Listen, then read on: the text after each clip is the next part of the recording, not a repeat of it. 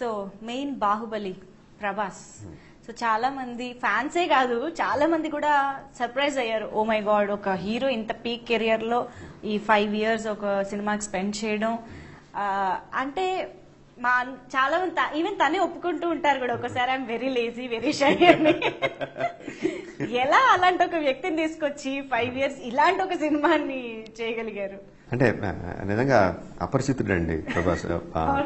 అంటే సినిమా కోసం ఎంత కష్టపడతాడో, ఎంత పని చేస్తాడో, పర్సనల్ లైఫ్కి వచ్చేసరికి అంత అంత బద్దకొస్తుంది అసలు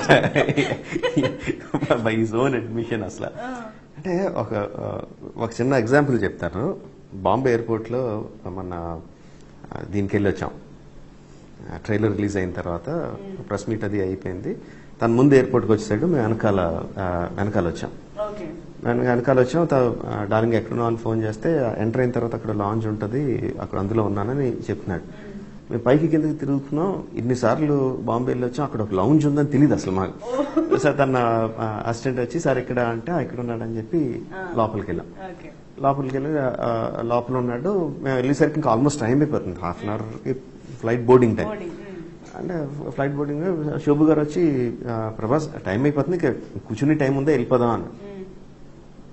నేను చెప్తాను గడ్డాలి, మీరు కష్టపడాలంటే రాజమౌళికి వెళ్ళాలండి, కంఫర్ట్ కావాలంటే నాతో రండి.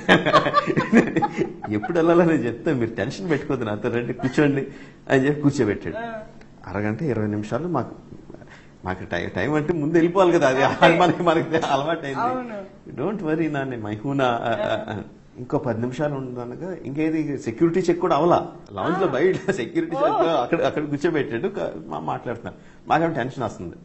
ఇంకో 10 నిమిషాలు ఉందనగా వచ్చి ఒక ఆఫీసర్ ఒక ఆవిడ వచ్చి ఆల్మోస్ట్ అందరూ వెళ్ళిపోయారు,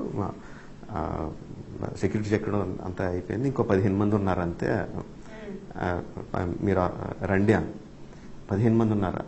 5 ఉన్నప్పుడు చెప్పండి. బాబు నువ్వు 5 ఉన్నప్పుడు నువ్వు రా, నేను టెన్షన్ తట్టుకోలేను అని చెప్పి నేను వెళ్ళిపోయాను.